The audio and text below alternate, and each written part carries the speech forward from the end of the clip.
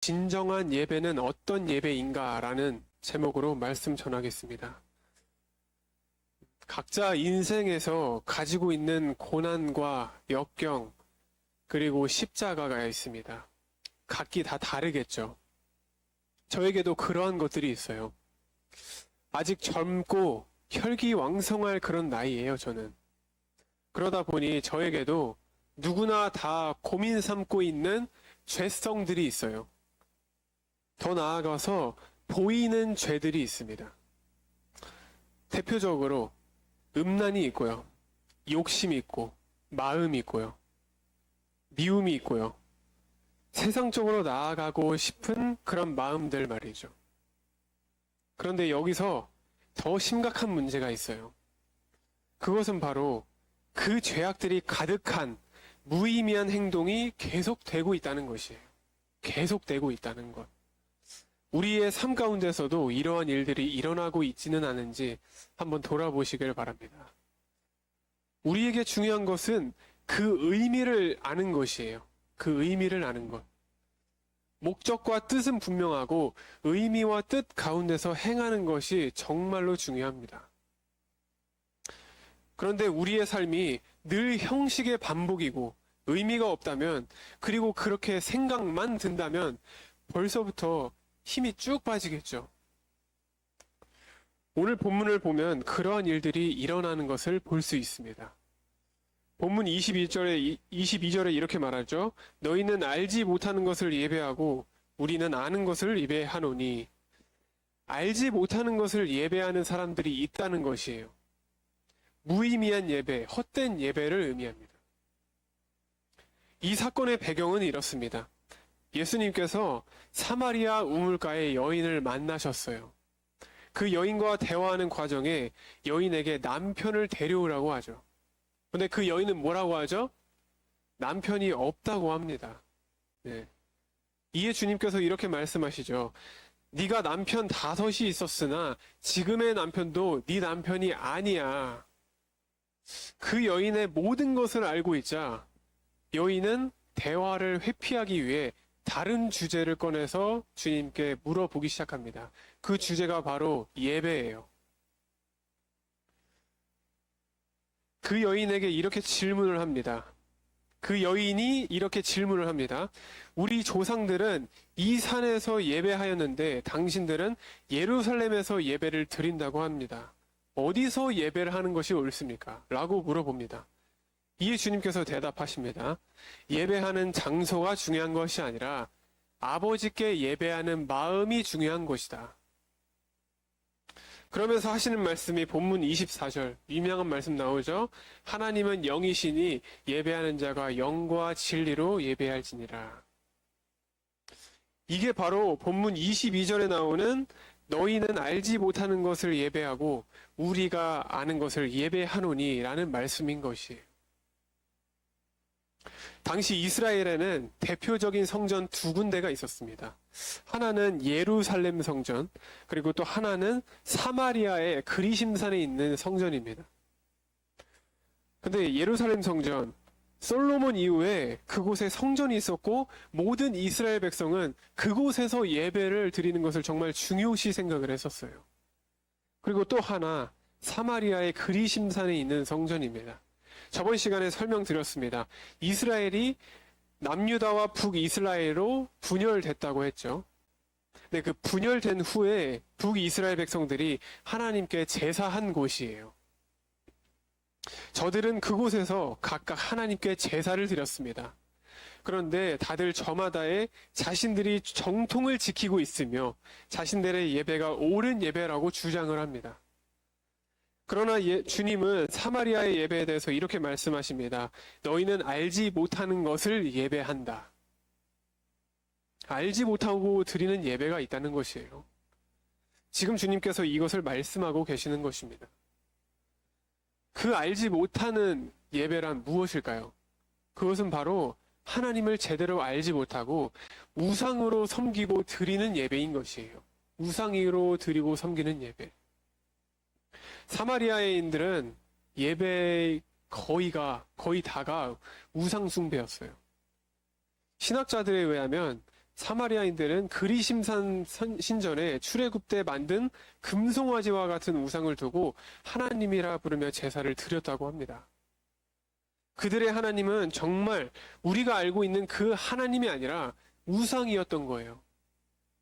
그리고 그 제사는 형식적이었고 무의미한 의식의 반복이었습니다. 물론 유대인들도 마찬가지로 제사가 형식적이었어요. 그리고 무의미한 행동의 반복이었습니다. 그래서 하나님께서는 이사야서 1장 말씀에 유다의 자세에 대해서 역겨워하시는 장면을 볼 수가 있어요. 알지 못하는 것을 예배하는 것은 하나님에 대해서 모르고 하나님과의 교제와 동행 없이 하나님을 단지 숭배의 대상으로만 드리는 예배, 나의 유익을 위해서 드리는 예배, 내가 심판과 저주받을지도 모른다는 두려움에서 드리는 예배, 이런 예배는 바로 알지 못하고 드리는 예배입니다. 예배를 통해서 내가 무엇인가 유익을 얻겠다고 생각하고 있지는 않은가 생각을 해보시길 바랍니다. 주님, 저 교회에서 출석 열심히 합니다. 교회 와서 봉사하고요, 섬기고, 찬양팀 섬기고, 설교하고, 식당 가서 열심히 설거지도 하고, 심지어 이제 기도까지 합니다. 그런데 주님, 솔직히 제가 드리는 이 기도는, 부탁은 솔직히 받아주셔야죠. 이게 아니라는 것이에요. 이런 모습이 참된 예배의 자세가 아니라는 것입니다. 물론 예배를 통해서 우리는 하나님의 은혜를 사모하고 축복을 기다리는 그런 우리들의 모습이에요. 그것도 맞는 소리죠. 하지만 우리가 여기서 알아야 할 것은 은혜를 받기 위해서 예배를 드리는 것이 아니라 우리가 진정한 예배를 드릴 때에 그때 주님이 주님의 은혜와 사랑을 우리에게 부어주신다는 것입니다. 다시 한번요.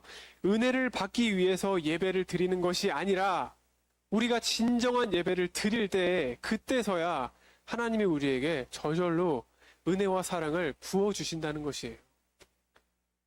우리는 그 목적성을 제대로 알고 있어야 됩니다. 하나님은 어떤 분이시라고 흔히 많이 말하죠? 인격적인 분이십니다. 하나님은.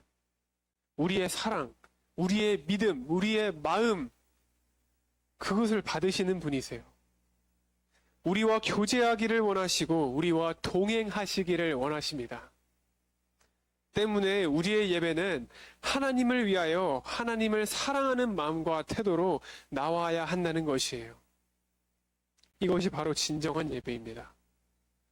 우리의 예배가 결코 알지 못하는 예배가 되지 않기를 바랍니다. 우리의 예배가 생명력이 있고 능력이 있으며 하나님의 은혜와 축복이 넘치는 그런 교회가 되기를 소망합니다.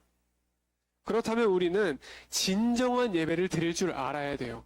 그렇다면 그 진정한 예배는 어떻게 드려야 하는 것일까요? 한번 세 가지로 알아보고자 합니다. 첫째로 진정한 예배는 하나님을 알고 사랑하는 단계에서 드려지는 예배여야 합니다. 하나님을 알고 사랑하는 단계에서 드려지는 예배.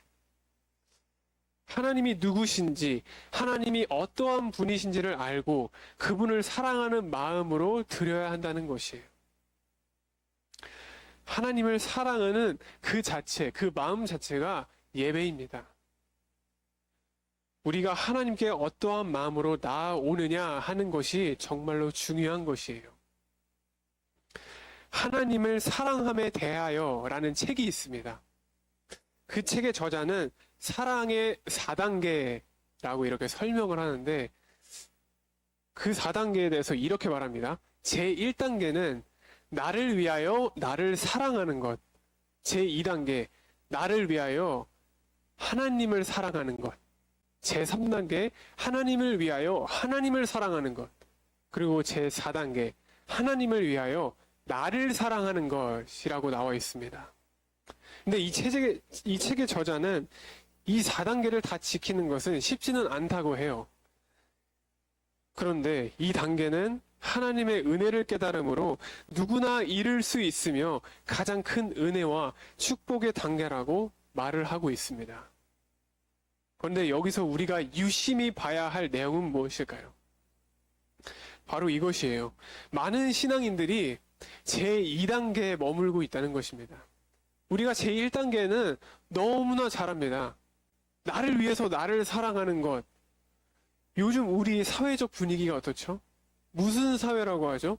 개인주의 사회라고 합니다. 개인주의. 다들 자기 자신만을 위해서 살아가는 그러한 세상이에요. 옛날에 이제 응답하라 1994라는 드라마가 있습니다. 저희 엄마 아빠 세대 때 그런 드라마인데, 거기서 보면은 옆집에 보면 다 반찬 갖다 주고 나눠주고 먹고 그래요. 그런 모습을 보면 아, 이런 분위기가 왜 없어졌을까? 좀 생겨났으면 좋겠다, 다시. 이런 생각을 하거든요. 너무 개인주의예요. 다 자기만을 위해서 먹고 살고 그런 사회적 분위기에 우리가 살고 있습니다. 그런데 나를 위해 하나님을 사랑하는 것, 제2단계죠. 그런데 이거는 꽤 많은 사람들이 하는 것 같아요. 그런데 2단계, 나를 위해 하나님을 사랑하는 게 과연 우리가 가져야 할 신앙관인가요? 아니죠, 아니죠. 우리와는 거리가 멀어야 합니다. 제2단계, 나를 위해서 하나님을 사랑할 경우에는 우리가 기복신앙으로 빠지기 너무나 쉬워요. 나의 유익을 위해, 나의 안전을 위해, 오로지 축복받기 위해 이러한 상태에서 예배하는 것은 결국 우상숭배가 되고 맙니다. 때문에 우리가 알고 드리는 예배, 하나님이 받으시는 예배를 드리려면 하나님을 알고 하나님을 위하여 하나님을 사랑하는 믿음으로 예배해야 합니다. 하나님이 얼마나 좋으신 분인지 하나님의 무한한 은혜에 감사함과 감격을 느끼며 드리는 우리의 예배는 산제사, 진정한 예배를 드리게 하는 것이에요. 우리는 이러한 예배를 드릴 줄 알아야 됩니다. 두 번째로 우리는 어떻게 진정한 예배를 드려야 할까요? 영과 진리로 드리는 예배여야 합니다. 영과 진리로 드리는 예배. 하나님이 기뻐하시는 마음과 태도를 가지고 나와 예배를 드려야 한다는 것이에요. 하나님은 의식과 형식을 좋아하지 않으십니다. 하나님은 이스라엘이 소를 잡고 염소와 비둘기를 잡는 제사를 신물이 난다고 하십니다. 신물이 난다. 그만큼 극심하게 실증난다 하시는 거예요. 싫다는 것입니다. 솔로몬 왕 시대에 제사를 드리기 위해서 수도 없이 짐승을 잡다고 했잖아요. 그래서 이러한 표현까지 합니다. 성전에서 짐승의 피와 기름이 강같이 흘렀다고 해요. 그만큼 많이 잡았다고 합니다. 이렇게 매일같이 수백 년을 이어져 내려오면서 얼마나 형식적이고 의식에 매여 있겠어요. 그러한 모습을 보여주고 있는 것입니다. 하나님을 사랑하는 사람이 하나님께 나아오는 데 있어서 중요한 것은 그 마음과 태도예요. 그 마음과 태도. 오늘 본문은 영과 진리로라고 말합니다. 영과 진리로. 성령을 통하여 그리고 진리의 말씀을 힘입어 진정한 마음으로 하나님께 예배하는 것을 주님께서는 원하신다는 것입니다. 우리가 하나님을 사랑할 때 이러한 마음으로 나아가야 할 줄 믿으시길 바랍니다. 나 자신에 의해서가 아니라 성령의 도우심과 인도하심을 통하여 하나님의 말씀을 사모하고 경외하는 믿음을 통하여 나아가야 합니다. 그러한 예배를 하나님께서는 기쁘게 받으신다는 것이에요. 마지막 세 번째로 우리는 어떻게 진정한 예배를 드려야 할까요? 삶을 하나님께 드리는 예배여야 합니다. 삶을 하나님께 드리는 예배. 중요한 것은 우리가 교회만 왔다 갔다 하는 것만이 아니라 삶의 예배자로 살아가야 한다는 것입니다. 그게 바로 삶을 하나님께 드리는 예배예요. 로마서 12장 1절에 이렇게 말씀합니다. 너희 몸을 하나님이 기뻐하시는 거룩한 산 제물로 드리라. 이는 너희가 드릴 영적 예배니라. 우리의 삶 그 자체가 하나님께 예배라 생각하며 살아가야 한다는 것이에요. 그리고 그것을 가지고 하나님 앞에 나아와야 한다는 것입니다. 희생이 있고 정결하며 가장 아름답고 좋은 것을 하나님께 드리기 위해서입니다. 그렇기에 우리는 그 산 제사를 위해, 거룩한 예배를 위해 힘써야 돼요. 정말 힘써야 되고 몸부림을 쳐야 됩니다. 한번 생각해 보시길 바랍니다. 예배를 드리고 나서 각자 삶의 터전으로 나갔는데 말씀대로 살아보려고 노력조차도 안 하고 그냥 주일날 한 번 딱 띡 와가지고 주님 이거 해주세요, 저거 해주세요. 저 교회에 와서 섬기잖아요. 봉사하잖아요. 찬양팀 하잖아요. 그러니까 이거 부탁 좀 들어주세요. 저 너무 삶이 힘듭니다. 그러면서 하나님께서 뭔가 그 기도에 대한 응답을 안 들어주시면은 토라집니다. 삐져요. 그러면은 하나님께서 그 예배를 기쁘게 받으시겠냐 이 말입니다. 세상 사람들과 별 다를 바가 없어요. 그런 모습들은. 하나님과 인간관계에서 가장 중요한 것은 바로 예배입니다. 예배예요. 교회만 왔다 갔다 하는 그 예배가 아니라, 물론 그 예배도 중요하죠. 교회에 와서 이렇게 성전에 와서 기도 드리고 설교 듣고 예배 드리고 이것도 물론 중요하죠. 그런데 그것만이 아니라 예배가 끝나고 나서 삶으로 나타내는 우리의 삶의 중심이 되는 예배가 중요하다는 것입니다. 이런 찬양의 가사의 내용도 있어요. 내 몸은 구주의 성전이니 예수의 밝은 빛 비추며 살리라. 요즘 찬양이거든요. 젊은이들이 또 이제 부르는 찬양이에요. 뭐라고 나오죠? 내 몸은 구주의 성전이래요. 그리고 그렇게 생각하는 그 거룩한 몸을 가지고 예수의 밝은 빛을 비추며 나아가야 한다는 것입니다. 창세기 1장 26절에 보면 이렇게 말씀하죠. 하나님이 이르시되 우리의 형상을 따라 우리의 모양대로 우리가 사람을 만들고 그들로 바다의 물고기와 하늘의 새와 가축과 온 땅과 땅에 기는 모든 것을 다스리게 하자 하시고, 하나님께서 인간을 하나님의 형상으로 지으셨다고 합니다. 모든 피조물을 다스리게 하셨어요. 근데 그 이유가 뭘까요? 예배를 받으시기 위해서입니다. 예배를 받으시기 위해서. 이사야서 43장 21절에 이렇게 구체적으로 말씀합니다. 이 백성은 내가 나를 위해서 지었나니 나를 찬송하게 하려 함이니라. 하나님께서 찬송과 예배를 받으시기 위해 사람을 지으셨다고 말씀합니다. 모든 것의 시작은 예배에서 시작되는 것이에요. 예배에서 시작되는 것입니다. 그러므로 우리는 하나님에 대해 바로 알고 하나님을 사랑하는 마음으로 찬송하며 예배 드릴 줄 알아야 한다는 것이에요. 신령과 진정으로 우리의 삶을 가지고 나와야 합니다. 예배를 성공할 때 우리의 인생도 성공할 수 있습니다. 우리 담임 목사님께서 정말 많이 말씀하신 거죠. 예배의 성공자가 곧 인생의 성공자다. 수도 없이 들었어요. 수도 없이 들었습니다. 그런데 여기서 물음표가 생기는 사람들이 분명 있을 수 있어요. 어떠한 물음표일까요? 한번 생각해 보세요. 어떠한 물음표일 것 같으세요?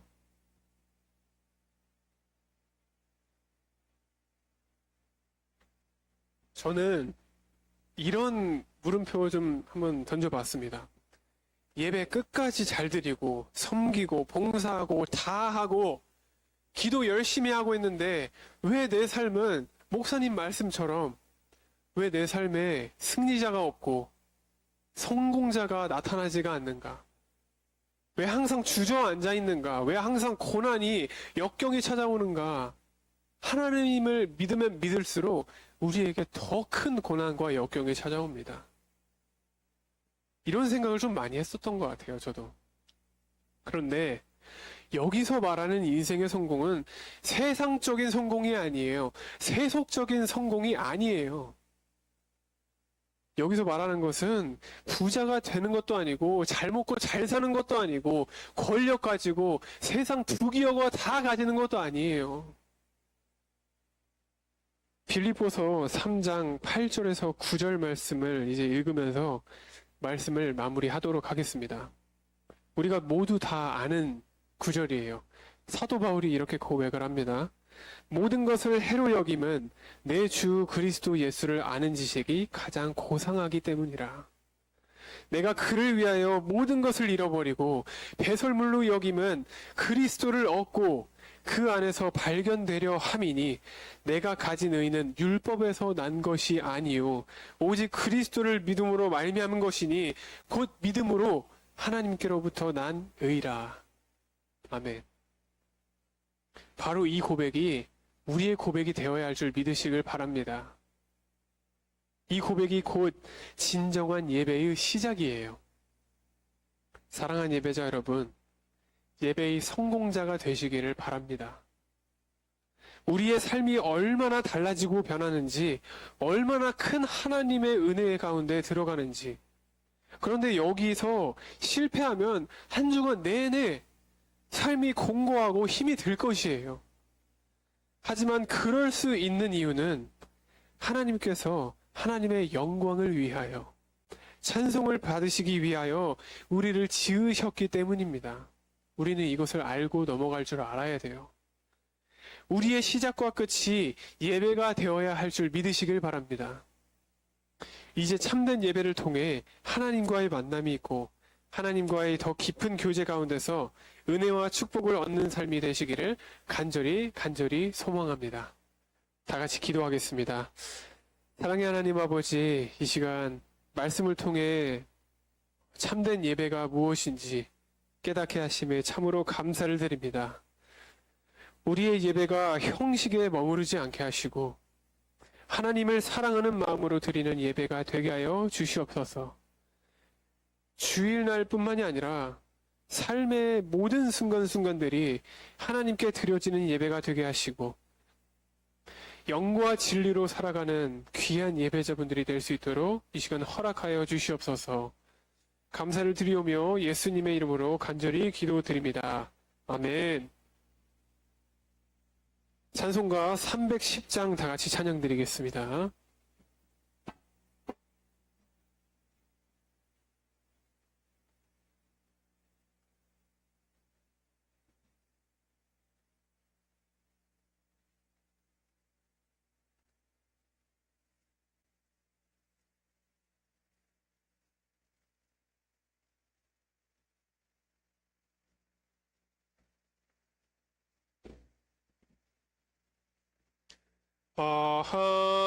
하나님의 은혜로 있을 데 없는 자 왜 구속하여 주는지 난 알 수 없도다.